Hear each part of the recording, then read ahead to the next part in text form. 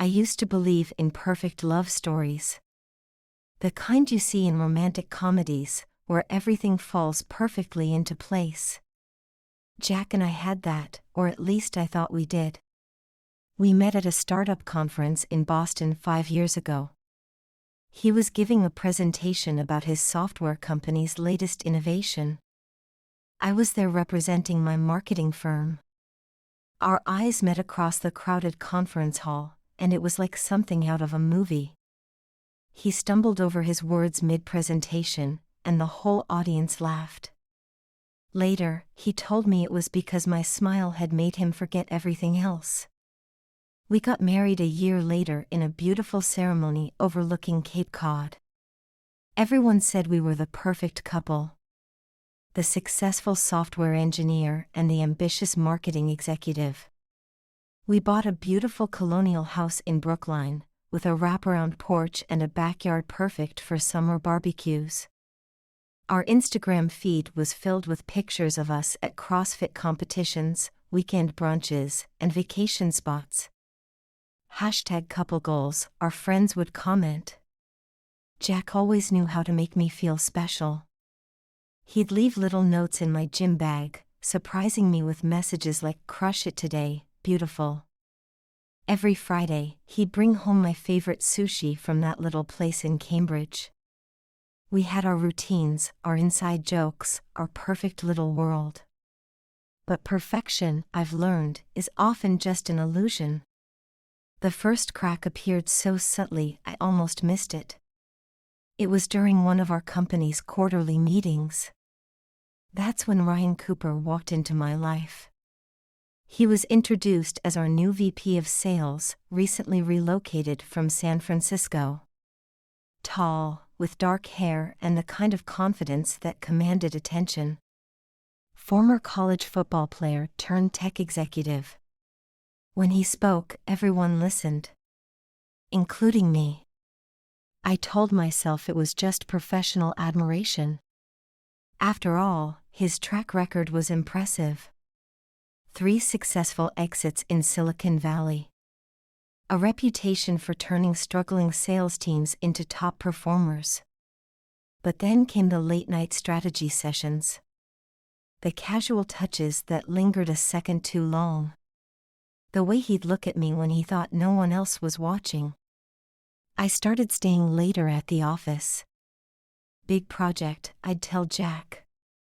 He'd smile and say he understood. That's the thing about Jack, he always understood. Maybe too much. Ryan and I would order dinner to the office. Thai food from that place around the corner. We'd sit on the floor of my office, surrounded by spreadsheets and marketing plans. He'd tell me stories about his time in California. About the deals he'd closed, the risks he'd taken. His life seemed so exciting, so different from my carefully planned existence. One night, he asked about my dreams. Not the practical ones about career goals and retirement plans. But the wild ones, the ones I'd buried deep inside. I've always wanted to see Santorini, I admitted. The white buildings against the blue sea. Then why haven't you gone, he asked. I mentioned Jack's promise to take me someday. Ryan just smiled, a hint of something in his eyes. Someday, he repeated. Life's too short for somedays, Emma. That night, I couldn't sleep. Jack lay beside me, his breathing steady and familiar. But my mind was elsewhere. I started changing little things about myself. Bought new clothes. Started wearing my hair differently. Jack noticed, of course. You look beautiful, he'd say, but there was a question in his eyes. Ryan noticed too. There's something different about you, he said one morning. His eyes lingered on me in a way that made my skin tingle. I started keeping my phone face down. Deleted text messages as soon as I read them. Changed my passwords. I told myself I wasn't doing anything wrong. Just being careful. Professional. The first time Ryan kissed me was after a particularly successful presentation. We'd landed a major client. The office was empty, everyone else had gone home to celebrate. We were standing in the conference room, still high on adrenaline. "You were amazing," he said, stepping closer. I knew I should step back. Should think about Jack. About our perfect life. Our perfect marriage. Instead, I let it happen. His lips were different from Jack's. Demanding where Jack was gentle. Hungry where Jack was patient. It felt like falling. Or flying. I couldn't tell which. After that, everything changed. We started meeting at hotels. The Four Seasons. The Mandarin Oriental. Places where discretion came with the room service. Ryan would send me messages that made my heart race. "Missing your smile. Can't stop thinking about last night. When can I see you again?" I became an expert at lying. Late meetings. Business dinners. Weekend conferences. Jack never questioned me. He trusted me completely. That trust felt like a knife in my chest. But I couldn't stop. Ryan was like a drug. The more I had, the more I wanted. He bought me a Tiffany bracelet. "Something beautiful for someone beautiful," he said. I wore it home one night, forgetting to take it off. Jack noticed immediately. "That's new," he said. I mumbled something about it being a gift from my team. His face gave nothing away. But that night, I caught him staring at it while I slept. Things started unraveling faster after that. Jack started asking more questions. Where I was going. Who I was with. I became defensive. Angry at his suspicion. Even though he had every right to be suspicious. Then came the night that changed everything. I was careless. Left my phone unlocked while I took a shower. When I came out, Jack was standing there. My phone in his hand. His face pale. "Last night was amazing," he read from the screen. His voice was so quiet. So controlled. That was worse than if he'd yelled. "How long?" he asked. I couldn't speak. "How long, Emma?" The pain in his voice broke something in me. I told him everything. About Ryan. About the hotels. About how I'd fallen in love with someone else. Jack just stood there. Silent. Still. Then he walked out of the room. Out of the house. I packed a bag that night. Moved in with Ryan temporarily. Until I could figure things out, I told myself. Ryan was ecstatic. He took me to expensive restaurants. Bought me more jewelry. Talked about our future together. But something felt off. The way he'd smirk when he talked about Jack. The satisfaction in his voice when he'd mention our house. Our life. Then he did something I never expected. He went to see Jack. Drove his Tesla to Jack's house. Came back laughing about how he'd helped himself to Jack's expensive scotch. "You should have seen his face," Ryan said. Like a kicked puppy. Something twisted in my stomach. This wasn't the Ryan I thought I knew. But by then, I wasn't sure I knew anything anymore. Not about Ryan. Not about Jack. Not about myself. I destroyed my marriage for a man who took pleasure in other people's pain. And the worst part? I couldn't even blame him. I was the one who had made the choice. I was the one who had thrown away something real for something that felt more like a fantasy. A fantasy that was starting to feel more like a nightmare. But I couldn't go back. Could I? The thought kept me awake at night. Lying in Ryan's expensive sheets. In his luxury apartment.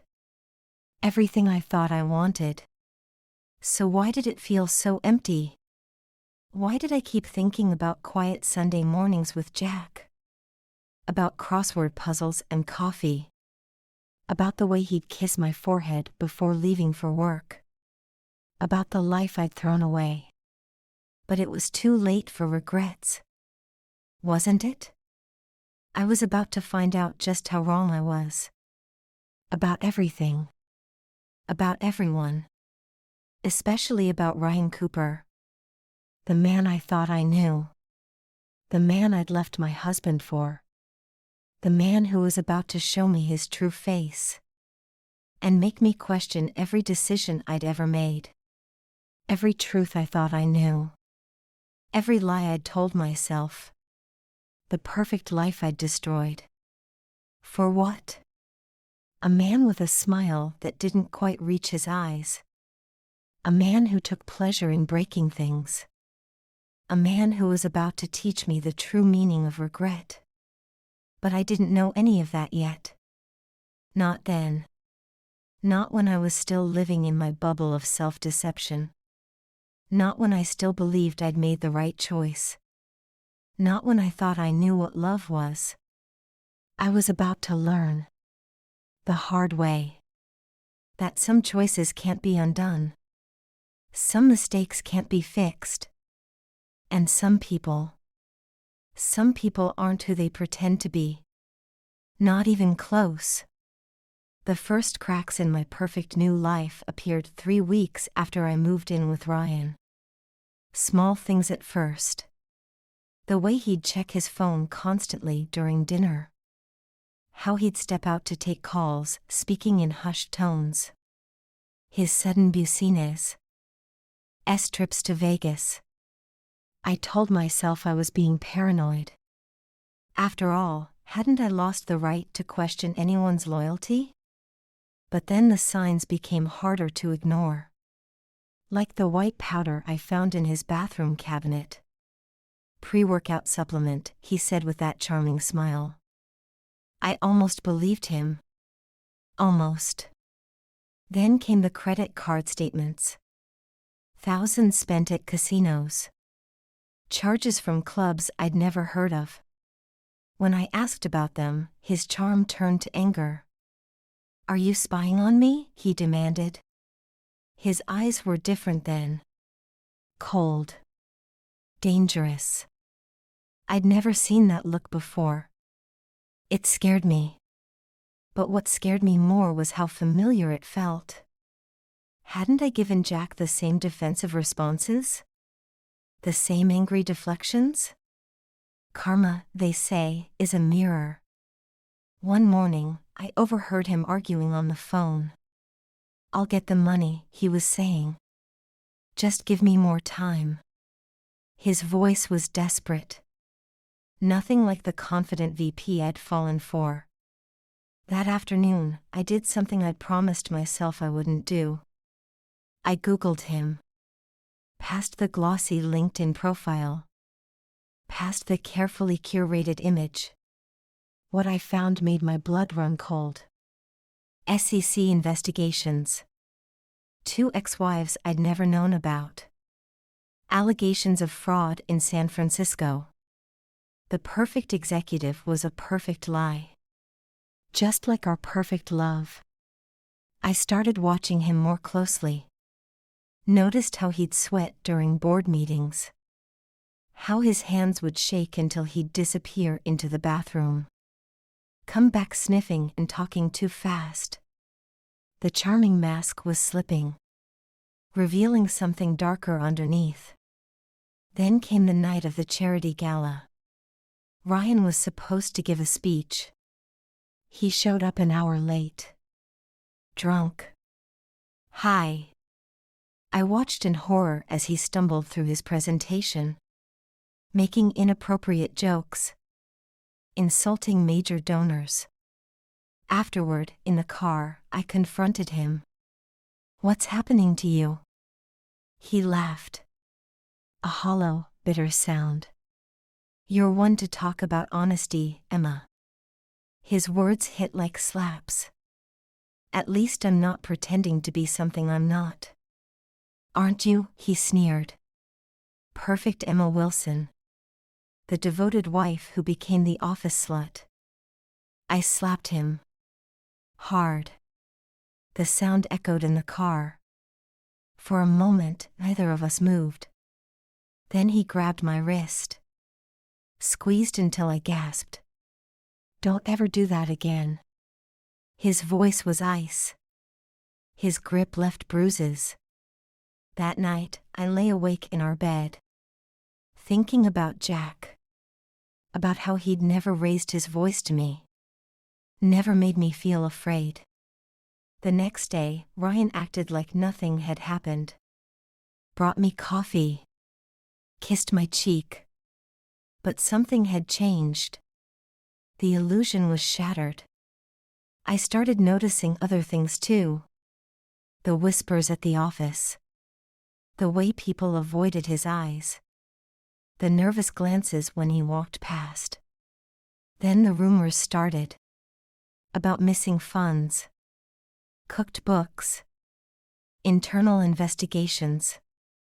Ryan's behavior became more erratic. More desperate. He'd disappear for days. Come back with wild stories. Big wins at the casino. New business opportunities. But his eyes were haunted. His smile strained. One night, he came home at 3 a.m. Drunk and angry. They're all against me, he ranted. But I'll show them. Show them what? I asked. He just smiled. That cold, empty smile. You'll see. The next day, he was gone. No note. No explanation. Just gone. His clothes still in the closet. His car in the garage. But Ryan had vanished. The office was in chaos. Millions missing from company accounts. SEC investigators swarming the building. And me? I was left with nothing. No Ryan. No job. No home to go back to. The irony wasn't lost on me. I'd left a good man for a con artist. Traded real love for a beautiful lie. For weeks, I stayed in a hotel. Avoiding calls from reporters. From former colleagues. From friends who'd warned me. Then one night, my phone rang. Jack's name on the screen. My heart stopped. For a moment, I just stared at it. Remembering everything I'd thrown away. Everything I'd lost. With trembling fingers, I answered. Emma? His voice. So familiar. So distant. I heard about Ryan. Of course he had. Everyone had. It was all over the news. Are you okay? The concern in his voice broke me. I didn't deserve it. Any of it. No, I whispered. I'm not okay. Silence stretched between us. Years of love. Months of betrayal. All hanging in the balance. Come home, he said finally. 2 words. They shouldn't have meant anything. Not after what I'd done. But they meant everything. I took a taxi to our house. Our old house. Standing on the porch, I hesitated. The key still worked. Jack was sitting in the kitchen. Looking older. Harder somehow. But his eyes were the same. I'm sorry, I said. The words felt inadequate. How do you apologize for destroying someone's trust? For breaking their heart? He didn't respond. Just pushed a cup of coffee toward me. The same way he used to. Every morning, before I ruined everything, we sat in silence. The clock ticking. Coffee growing cold. Why? He asked finally. The question I'd been dreading. The one I'd been asking myself. I thought I wanted more. More than what?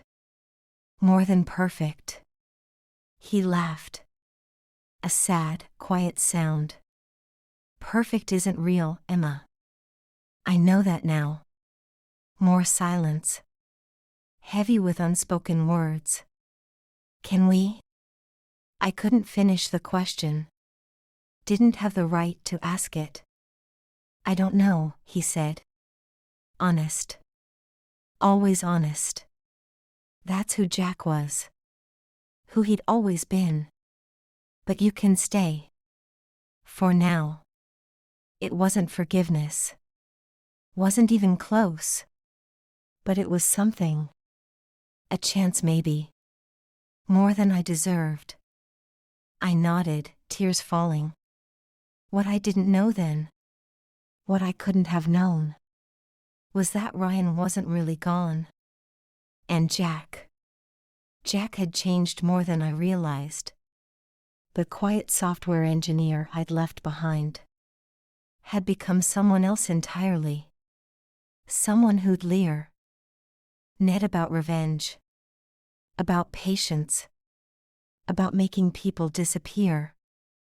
But I didn't know that yet. Didn't know that my return home was just the beginning of something much darker, much more dangerous than anything I could imagine. The real story was just about to begin. The first night back in our house felt surreal. Like stepping into a familiar dream that somehow changed. The furniture was the same. The pictures were gone. All traces of our life together. Carefully removed. I slept in the guest room. Listening to the house's familiar creaks. Wondering if Jack was awake too. Wondering what he was thinking. The next morning, I found him in the kitchen. Making coffee like he always had. But something was different. His movements were precise. Controlled. Like he was acting in a play. I have a meeting, he said. Not looking at me. Help yourself to anything. Then he was gone. Leaving me alone in the house we'd once shared. I spent the day wandering from room to room. Everything was spotless. Too spotless. Like a museum of our former life. Then I noticed other changes. Small things. A new lock on his home office door. A sophisticated security system. Cameras I didn't remember. That night, my phone buzzed. Unknown number. Miss me? My blood froze. Ryan.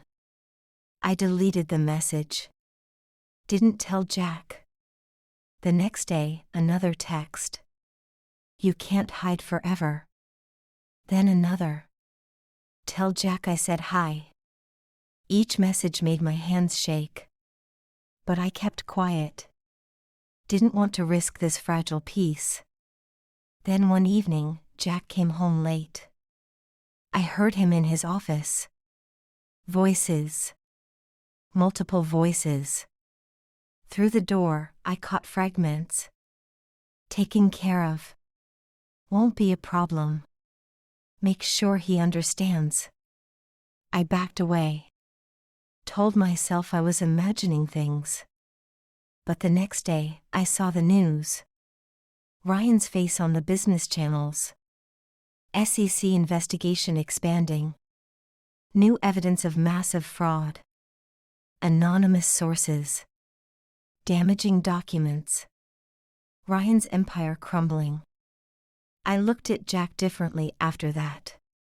Noticed things I hadn't before. The new hardness in his eyes. The way he'd check his phone. Speaking in coded phrases. Late night meetings. He wasn't the same man I'd left. That Jack was gone. This one was different. Dangerous. One night, I heard him on the phone. "It's done," he said. He got the message. My stomach churned, remembering Ryan's texts, which had suddenly stopped. The next morning, more news. Ryan Cooper spotted in Mexico. Then Thailand. Then nothing. Like he'd vanished. Into thin air. I should have been relieved. Instead, I was terrified. Not of Ryan anymore. But of Jack. Of what he might have become. Of what I might have turned him into. One night, over dinner, I gathered my courage. "What did you do to him?" Jack looked up. His eyes unreadable. "To who?" "You know who." He smiled. Not the warm smile I remembered. Something colder. Nothing he didn't deserve. "Jack. Eat your dinner, Emma. It's getting cold." That night, I lay awake. Thinking about choices. About consequences. About the man I'd married.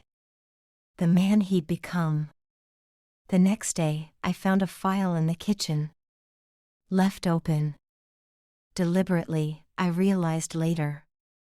Photos of Ryan. Bank statements. Proof of everything. The fraud. The drugs. The violence.